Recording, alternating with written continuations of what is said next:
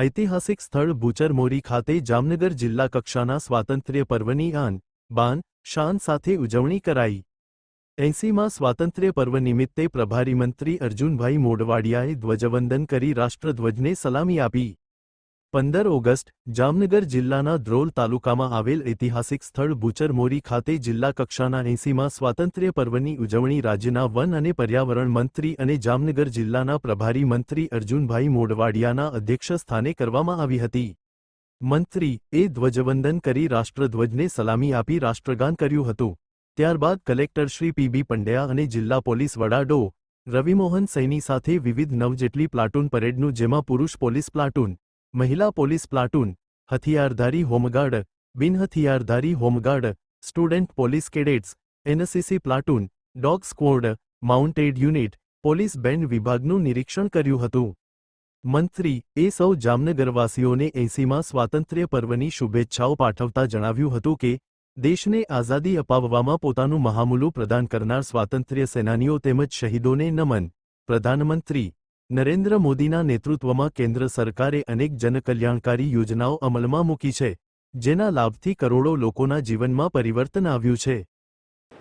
ભારતના સ્વાતંત્ર્ય દિન નિમિત્તે આજે જામનગર જિલ્લાની જિલ્લા કક્ષાની ઉજવણી ધ્રોળ ખાતે એક ઐતિહાસિક ભૂચરમોરી મેદાન ખાતે કરવામાં આવી અને હજારો લોકોએ આ ઉજવણીમાં ભાગ લીધો।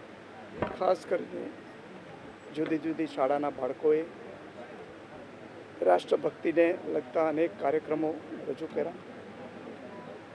પોલીસ અને બીજા વિભાગો દ્વારા પરેડનું પણ આયોજન કરવામાં આવ્યું અને આ પ્રસંગે જિલ્લા વહીવટીતંત્રએ ખૂબ ઉમદા વ્યવસ્થા કરી હતી।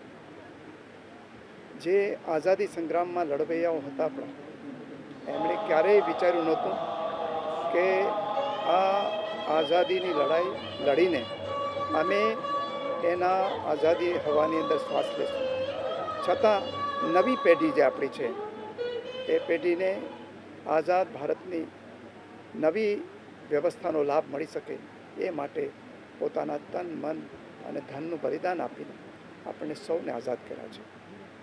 આ પ્રસંગે આપણા યશસ્વી પ્રધાનમંત્રી નરેન્દ્રભાઈએ વિકસિત ભારત 2047નો સંકલ્પ આપેલો છે।